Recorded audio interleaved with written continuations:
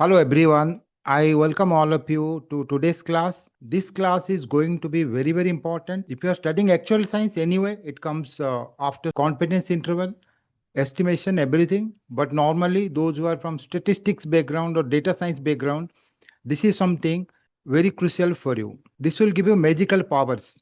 Bayesian statistics is so important in AI, data science, data analytics also. Everywhere we use Bayesian estimation, Bayesian inference, Bayesian statistics. Given a population, we take a sample. On the basis of sample, of course, there might be mistakes. That's why there is a type 1, type 2 error. We give statistical inference. We say something about the population mean, population variance, population parameter. That is called classical statistical inference. That is classical way. We base on the sample. Whatever is the sample, you just take it that way. That means you go to a doctor, you are a new person, you see how doctor treats you. You go once or twice. On the basis of that, you take a decision. So you are taking a decision basing on the sample. Remember in hypothesis test, we relied fully on the sample. When we found confidence interval, when we studied central limit theorem, everything is based on sample. You take a sample, on the basis of sample, you give an inference. You say something about the population parameter of interest. Coming to the doctor example, otherwise, what you can do is before visiting a doctor, you take an opinion. That's the prior belief. So you ask some persons who already experienced from the doctor. That will be your prior. Then you go and see the doctor. Go once or twice. Then you see how prior belief changes. One student came to me back in 2017. I don't remember around that time. I mean, there are many instances, but yeah, one example I remember. He wanted to study actual science, but he never studied mathematics. Somebody said, and he wanted to pursue anyway. I tried to convince his parent, but he was very adamant. Even his parent, both came to me. I showed some exam questions. Never turned up once again. And even there was another example long before. One student, he heard something about actual science, that is the prior belief. He came and he saw exactly whatever way he thought, the same way this career he found. So you pursue the career. So there is no change. So what happens is you have a prior belief about something. Now you experience it. You get a posterior belief. So today in this class, I will show you how we can predict using classical estimation by estimating the parameter from the sample, and also in the Bayesian way. We'll have a prior distribution and we'll refine, we'll get the posterior distribution, and from posterior distribution of the parameter, we'll estimate it. So you will learn practically. If you attend this class for the whole life, I'm saying you, it will be with you and you will never forget. At that conceptual level, you will learn today. Whatever level you are, if you're watching this video, stay with me for around 40 minutes and see what you learn today. Okay, let's get started. Now, I'll take you through this example. Maybe I'll take 5 minutes, not more than that, because this is something you must have come across, Bayes theorem. So this one anyway, you know, but yeah, I want to give you the intuition through this problem. The problem I've written here, we'll do that. Then this will be the main content of today's class. We'll use a Poisson distribution. Poisson distribution as a parameter lambda. Lambda will estimate using classical estimation and then using Bayesian estimation. We'll find the posterior distribution of lambda. Then next, we'll predict for future as well. This could take around 30 minutes. Let's start with this one. The question, you can go through this one. I'm not taking wasting your time. So this says there are 3 bags or whatever you say, 3 jars are there. So jar 1 contains 1 green, 5 red, 11 blue. Jar 2 specifications given. Jar 3 specifications given. If the ball is drawn is green, that means 1 ball is drawn here and that's green. Find the posterior probability that the selected jar was 3. Okay.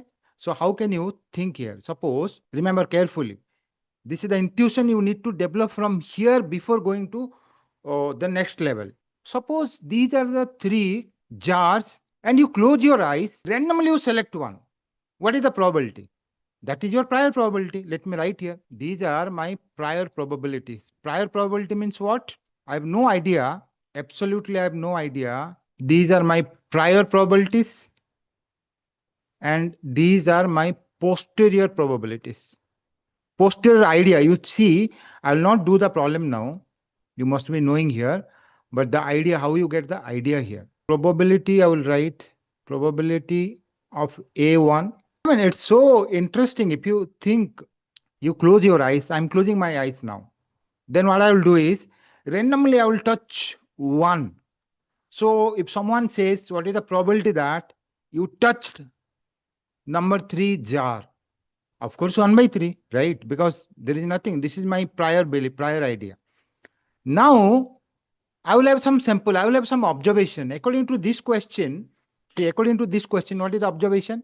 This is the observation. You see, if actually one, I forgot to write, one ball is drawn and it's found to be green. That means this is the observation. This is the sample here. Now here, what will happen? You close your eyes and randomly you take one ball and it's given that that's green. Suppose I'm doing this practically. I'll close my eyes and I will take the ball and then I will see the ball. Okay. And it's a green ball. I'll keep it from wherever I took. Then now see, my idea changed.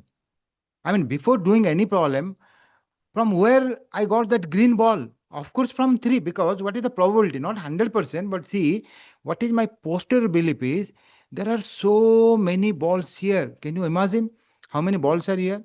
There are so many, right? How many green balls are here? Let me use white. So how many green balls are here? 1, 1, 2, 3, 4, 5, 6, 7, 8, 9, 10, 11, 12, 13, 14, 15, 16, 17. So I've 16, sorry, 16 I've written already here. 16 out of 20. 16 green balls are already here. What is G I've taken? I'll show you. G I've taken probability of getting the event that the ball is green. Okay, not PG, only G, that is the event that the ball is green. Okay. So in the question, a ball is drawn and observed to be green. Okay, that's a part of question, whatever way it's written. So when I observed a green ball, my mind went towards jar 3 because there are so many green balls, right? How can I say that it will be from this one? Okay, if I'm a fool, see, there is only one green. Can I bet for this jar? No, certainly not. I mean, it might happen. That's a separate thing. There is a small probability. So what is the probability here? Probability is 1 by 17 green here. What is the probability here? The probability is 1 by 5 here. 1 by 17 here. Okay, probability is 1 by 17 here. Probability is 1 by 17 here, 1 by 5 here, 1 in 5 chance, 16 out of 25. There are so many green balls. So definitely I will go for jar 3. Now I open my eyes, I will say, remember, you know what? There are so many green balls, so I will go with jar 3. So how can I write this using symbols? I will write the same probability. I will write the same probability, but now instead I will write this. I will write this. Probability A1 only, given it's a green ball. See, this is notation for posterior. This is prior, this is posterior. Posterior means after, condition means or condition that you got some sample, right? You got some sample, you observe something. That is now changed. Okay, I don't remember exactly. I can solve this now. We used to spend a lot of time doing this in the class, but it's not required now. I mean, in the question, we have to find only this one. But yeah, you can find all this. You can use the formula, typical formula. You can find all this. But I remember this is around 33%. But if you solve this, if you do this problem mathematically, you must have done it in 12th class, right? You will get around 71% here. 71%, I remember. Okay, if you want, I mean, these days it's so easy, right? You can use Google or ChatGPT, whatever you want. You just post it and say solve it. You will get the answer. Okay, suppose let me go here. I opened already. Even Google also I can say solve it. Paste it like this. Yeah, solve. Because in today's time, the repetitive task, this is also calculation, all that. I mean, see, I got 64%. No, this is jar. What are the probabilities? So I have to write, I want posterior probabilities of selecting jars. Yep, 71. See here, 71, 22, around 7, 6 I can take, no problem. 71, 22, 6. So let me write 71. 22.5 I can take, 22.5. I don't know that is right or not. Yeah, probability, no? It will be 22.5 and 6.5. I'm still doubtful. 6.5, right? So if you add all probabilities, it should be equal to 1. 71, 22, 6. Yeah, that's good. These are the probabilities. Now you see, this is your prior belief. Prior belief. You had no idea. You don't know the balls. But remember, in both the cases, we are finding the probability of jars. What is the probability that you selected a particular jar? Here also, our event of interest is A1 only, but with some observation. So the observation is our sample, and you are finding probability of the jars, bags, or whatever you say. Okay, it's the same you are finding, but after observing something. It's like suppose these are the boys and girls. They're in three sections. Okay, suppose you are studying in class 12th or maybe graduation first year. Randomly, if you select, okay, you close your eyes, you want to go somewhere, then of course it's 1/3, right? But you observe something, some girl or boy is coming, many girls and boys are coming, so your idea will change that way. So how your idea will change, that's what you will learn through this now. This is anyway kind of, I mean, 12th class math.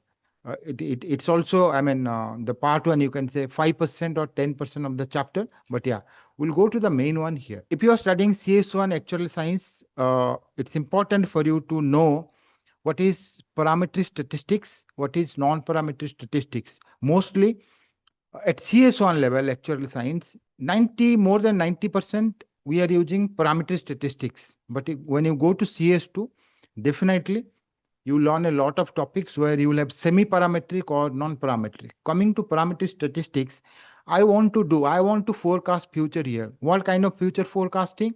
I want to forecast the number of people they will turn up to this mall between 10 to 11 a.m. Say, for example, I'm fixing time. Otherwise, there might be variation. So let me write my random variable. What I want to do here, I want to forecast the number of people they will turn up to this. Okay. So let me write here. X is, oh no, problem statement I have here. Okay. This is my problem statement. Let me start writing the random variable. Okay. Today is 17th.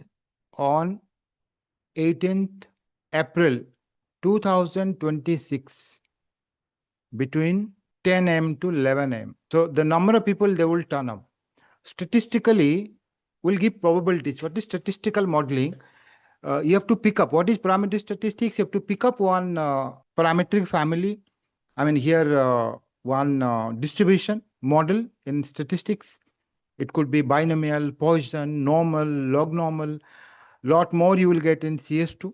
You have to pick up one distribution. Statisticians have given so many distributions, around 50 that are in use. So you pick up one distribution. There will be parameters, 1, 2, 3, whatever. You have to estimate the parameters from the data, mostly data we use to estimate the parameters. Then you get the model. That's all. That is parameter statistics. Now here you have to know X first of all. So X I have, here defined. Now I'll write the probability here. Okay. So let me write probability X is equal to X. Poisson distribution. This is classical estimation. Probability X is equal to X.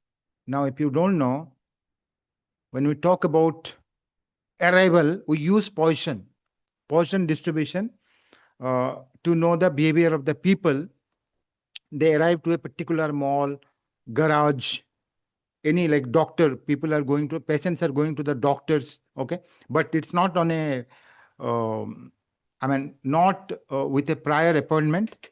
On a clinical setting, doctor is sitting and randomly people are going. Okay, that way. It should be a random event.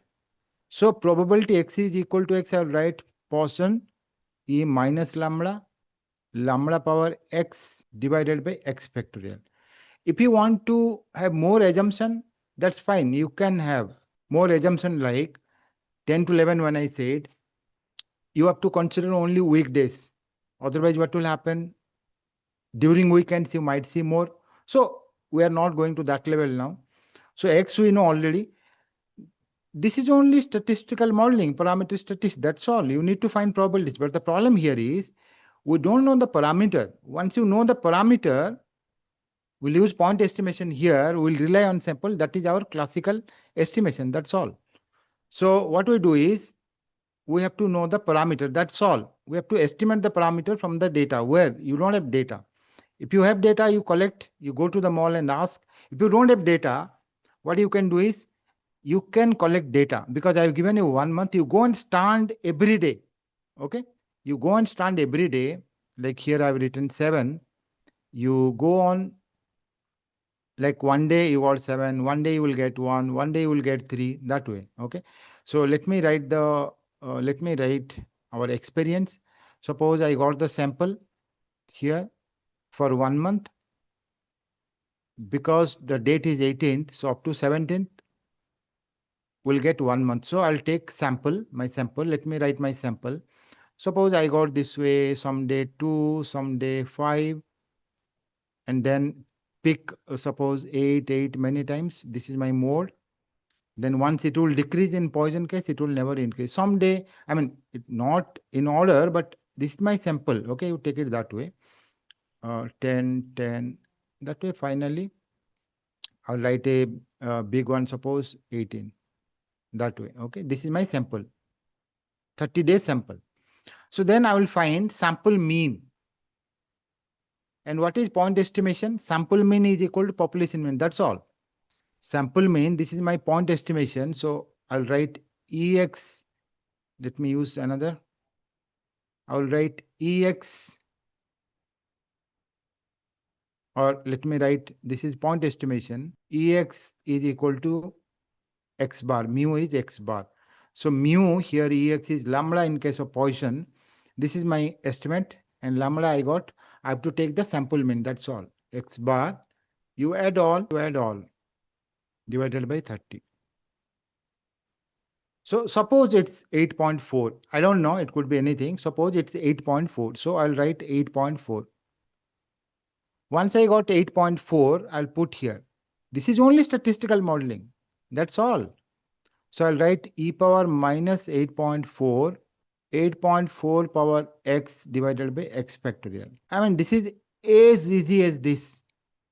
So here collecting data, applying a model, then also after estimating the parameter, you put the model. So what you can find from here? You are not supposed to find from the sample. Okay, you are not studying 10th class. You have to find the population. That's the only difference. So when you study 12th class, 10th class, we relied on sample. Now we are finding from the population. This is assumed distribution. We assumed this one. So this might not be true. If you are checking whether this distribution is a good fit for the data or not, you can use chi-square goodness of fit. I'm not going to that. But yes, what you can do here is you just take it and find the probabilities, mean, variance, kurtosis, skewness, whatever you want, you can get it. That's statistical modeling. Okay. So I'll take it. I will ask Google to give me probabilities. So I have an exponential distribution with lambda 8.4.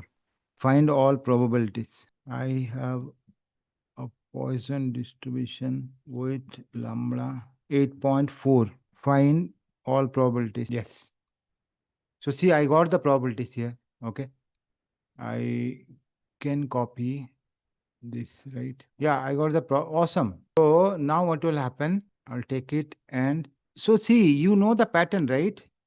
If you are from actual science student, you understand what you are doing. Okay. This is not less important. This is important. This is classical estimation. You got it. Okay. Where is the probability highest? At 8. So what is that probability? 0.13. Achha, the probability they've written already. Yes. So here you see the probability structure, we got it here for 0, 1, 2 and all that. Achha, after this. Okay. So where is the highest probability? Okay. This is prediction. Okay. This is statistical structure you are giving. Okay. Using statistics, you are giving the future values, the probabilities that 0% will turn up. There is a very small chance. So what you can say is there is a 10% chance that 6 will turn up. There is a, you see, 12% chance. I can copy all this. Okay. Sorry, this side also. I can copy this way. Sorry. I can copy this way. This is my classical way. I tried to know something about future. Okay. So I relied only on sample. I relied only on sample. There is no prior idea. There is no prior belief. I didn't reply. I didn't believe on any kind of prior information. I never tried to take any prior information. Now coming to posterior here, this is a little bit complicated. Okay. So why it's complicated? Because anyway we'll find the probabilities. But what is lambda? So here when I write, suppose, let me write here probability x is equal to x. Same, e minus lambda, lambda power x divided by x factorial. Okay. And once you know lambda, okay, whatever it is, using similar way, we'll find the probabilities. There is no change. So whatever way we found probabilities here, we'll find probabilities in a similar way from here also. The only difference is how you estimate lambda. How you estimate lambda. Remember, so the only difference is how you estimate lambda. Here we estimated lambda from the sample. We didn't rely on any prior belief. And also remember the parameter here in classical statistics, that is fixed but unknown to be estimated from the parameter. However, here lambda is not fixed. Lambda has a prior distribution. Okay. What is prior distribution? Prior belief. You find the posterior value of posterior distribution of lambda. Distribution means what? Distribution means more options. If you want me to know when will be the next class, if I say I don't know now, that means it's random. But we make it more informative. If you ask me, no, specify some days, I can say Tuesday or Thursday with 60%, 40% probability. I'm giving you some information, right? Random variable have some information, some options and option. I mean, this is discrete one, and then their chances, right? So here what will happen is lambda will have a prior belief. What is lambda? The average number of persons they come up here. So what you do is, let me copy this. We'll take it here and we'll paste it here. Now what we'll do is, instead of going to, before going to take the sample, this is the road. We'll go to a house here. Okay. Somebody who is staying, old man, he has no work. Already is, 10 to 11 years sitting here.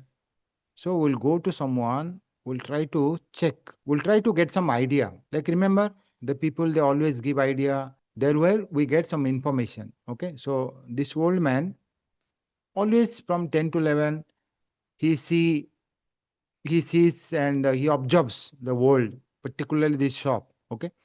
So this old man is sitting here, okay, and watching what's happening out here. Okay. Every time he's sitting and watching what's happening here. Okay. So you go to this guy. Okay. So before taking a sample, you come here first of all. You come here and you get some prior information. Okay. You get some prior information. You come here and take some prior information. Okay. You ask this guy, do you have any idea regarding this? How many people they come up? He says, yeah, on an average. This is your prior information. On an average. Let me go here once again. So what we'll do is, lambda will have a prior distribution. Lambda will have a posterior distribution. Okay. So when I talk about prior and posterior distribution, you think of the parameter prior distribution, parameter posterior distribution. It's not the random variable of, the model. That's where you need to make a difference. This is prior, this is posterior distribution of what? Lambda. So once you get the posterior distribution of lambda, then from that posterior distribution, sometimes we'll take mean, mode, median, whatever way, we'll estimate lambda. Okay, that is the next part. So you will again, so I can do the arrow that way, the other way. Lambda will get from the posterior. This is prior distribution, this is posterior distribution. Okay, so how you get lambda? Those who must have studied, for you take the mean, median, mode according to the loss function. But here, just remember, You have to estimate lambda. After estimation, probabilities you will find similar way. You can use Google or you can use calculator. How to estimate lambda? That's what we are doing. To estimate lambda, you need a prior belief. We'll not rely only on the sample. We'll use sample for sure. We'll use sample, okay? But we'll rely on prior belief. So what we'll do is, let me write this. We'll use the sample. We'll use this sample. And not only we'll use this sample, but also we'll use the prior distribution. Prior distribution sample, we'll find the posterior distribution. From posterior distribution, we'll try to estimate the parameter. Once it's estimated, then you have to find similar way. That's all. It's over. Now, how can you find the posterior from prior? Okay, for that, we use this. Okay, how? So let me write once again here. This is the distribution. Probability x is equal to x e minus lambda x divided by x factorial. So what is the prior distribution of lambda? Prior distribution of lambda. Okay, we'll ask here. I'm taking a discrete one. We'll do continuous one also. This is class 1. We'll have 2 more classes. Suppose the old man says, you know what?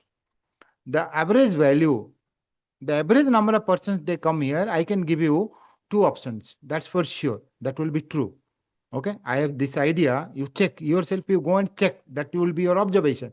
But yes, lambda distribution, he says, sometimes 8% most of the time I've seen 8 and at times 9 also. Okay, I'm giving you 30% probability. And here, this is probability of lambda. And this is suppose 70%. This is probability distribution. I've taken a discrete one. Okay, this is prior. And using prior and sample, we'll find posterior. This is prior lambda distribution. Okay. And this is posterior lambda distribution. I'll introduce symbols also in the next class. This is posterior lambda distribution. Okay. So again, because this is discrete, you will get similar way. I mean, a discrete one. But how you can use the sample? So let me write sample here, sample notation. If you don't know the notation, sample will be this way. Like whatever way I started, 2, 5, 8, 8, that way you write 30 sample. Okay. You can use the sample here and you have to find the likelihood. What is that we'll use? This is the formula we'll use. Posterior is proportional to prior multiplied by likelihood. Okay, posterior is proportional to prior multiplied by likelihood. So if you multiply these two, then you will get posterior. You can take, I mean, if you want to write equality, you can take one constant, or you can use previous method. So what is our likelihood? You put whatever way you find likelihood for this one, you can find the same way. Okay, there is no difference. Just put x1, x2, x30, you find likelihood. I have 30 samples, so I will find likelihood this way. My likelihood will be probability x is equal to x1, probability x is equal to x, and n is 30. So my likelihood will be e minus lambda power summation xi divided by x1 factorial xn factorial. Okay, I can leave this denominator because we are anyway taking the proportionality, right? So what will happen is L will be proportional to, or maybe I can directly write posterior distribution of lambda. I can write lambda given x bar, all those things. I'm not writing today, but just remember posterior distribution of lambda given, we write this is the symbol actually. If you understand, this is posterior distribution of lambda. This is prior distribution of lambda. Okay, what is prior distribution of lambda? That was discrete anyway, the table. And we'll find posterior distribution of lambda. This will also be discrete. Now this is posterior distribution of lambda. That will be proportional to likelihood. Likelihood we got here. And prior we know already. In this case, what will happen, because this is discrete, So if you want, you can use either formula, the 12th class formula or this formula. For example, when I say, let me write here the values, E minus lambda, you take this much only. This is not required, right? Because we are taking proportionality here. I mean, anyway, x1, x2, x31 you put, this will be a number. That number is not required because our formula is this one. Posterior is proportional to, let me not introduce the symbol in the first class. If you feel, I can write lambda given sample, okay? Lambda given data, whatever you write, lambda given sample, or just write posterior lambda, okay? Capital lambda like this. Lambda given sample, lambda given data. You can write this way, okay? So lambda given data you have to find. So that you will get it, okay? You can use 12th class formula also, probability, data given lambda, that way you can do that. Or we can use the proportional. This is posterior. Posterior is proportional to prior likelihood, okay? Likelihood you will get from here, and prior probabilities are given. So here, when I find posterior from prior, this is my prior probability, this is my posterior probability of lambda. So what I need to find in discrete case, suppose I wrote here 8, 9.7.3 lambda probability. So what will happen is here also lambda, but lambda given data probability. 8, 9, here also probability of lambda given data, here probability of lambda. Same thing. So this 7, this 3 will change here. That's all. So probably it could be, I mean, whatever way the likelihood, from likelihood will get. So there are many ways. One is, you can say lambda given data when lambda is 8. Okay, I can write like this. Probability lambda is equal to, suppose 8 given data is equal to, you can take k. Okay, what is prior probability? Prior is 0.7. I mean, you can use 12th class formula here also, multiplied by likelihood. Likelihood you have to calculate this value. Okay, e power minus lambda. What is lambda here? Lambda 8. Then 8 power summation xi. Summation xi you have to find. Okay, total summation. So I took 8.4. If you remember x bar, I took 8.4. So here summation xi will be, x bar means summation xi by n, right? So summation xi divided by 30 is 8.4. So 8.4 multiplied by 30. Okay. So 3 4s are 12. 24, 125. Then 0. So 8, 240, 252. Okay, I got 252. Done. I got 252. Okay, summation xi, I got 252. So I'll use 252. So you can write 252. That's all. Okay, this k will find. Similarly, we'll write probability lambda is equal to 9 given data is k, prior probability is 0.3, and this is e power minus 9 here, 9 power 252. So you solve these two equations and find the value of k. You put here, you will get this, right? This probability and this probability will put here. We'll put this probability here. We'll put this probability here. Find the value of k, and then the posterior, total posterior probabilities will be 1, right? So it will understand. If you add the probabilities, it will be 1. If you add these probabilities left hand side, it will be 1. So sum these two and equal to 1. You get the value of k. So it's doing all. Don't go by the words, okay?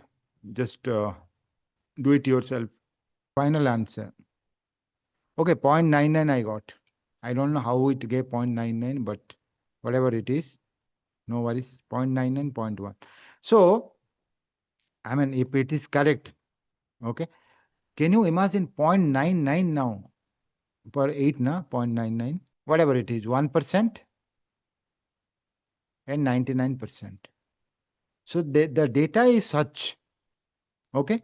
Now you have a posterior idea. Okay. The old man gave you some idea. Then you collected data. This is your sample. The same way. Data collection is the same. Then after collecting data, you kind of mixed the prior idea and data. Like you go to a doctor. Okay. You take your experience. You had some experience before.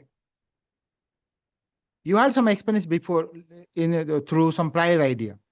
Now you combine, you got a posterior idea. So what happens is there will be refinement. Before joining actual science, you had idea about actual science. You appeared one paper, your idea changed. That is the posterior idea after one experience. Then again, that will be your prior idea. That will be used next time, and you will have another experience. Then your idea will change regarding the difficulty of the question paper. So that way, see, there will be refinement time and again. So the posterior will become prior next time. I don't remember, there is a Hindi movie, Darna Mana Hai ya Darna Jaruri Hai. I don't remember exactly. Saif Ali Khan is the actor. So what happened is, I mean, there is a story where I saw him going to a old bungalow, and then that guy will be trapped till the next guy comes. Okay. So that way what will happen, I will bring one example next time and I will explain you through that example. The example is like this. One person goes to a shop. He never purchased from that shop. There are two kind of bulbs. One is low quality, one is high quality. So for him, it's 50-50. Now he will use the bulb for some days and he will have some experience. And now he is standing there. A new person comes and says, you know what? I want to purchase some bulbs from this because I want to start a business. Could you say which one shall I take? You say that you take the smaller, the low quality bulbs. I mean, for me, that experience, I mean, I found that to be very better. I mean, if you compare the money, you take a lot and you can use, it will be less costly for you. This is the experience. The experience that guy is giving to the other guy. That is the prior belief for him. That guy is the posterior belief for the old guy, but prior belief for the new guy. The new guy will take the bulb. Next time, the old guy will not be seen there. The new guy will stand there. And if another person comes, because he has experience, he will give the experience. That way it will continue. Class is over for today. Thank you. See you next time.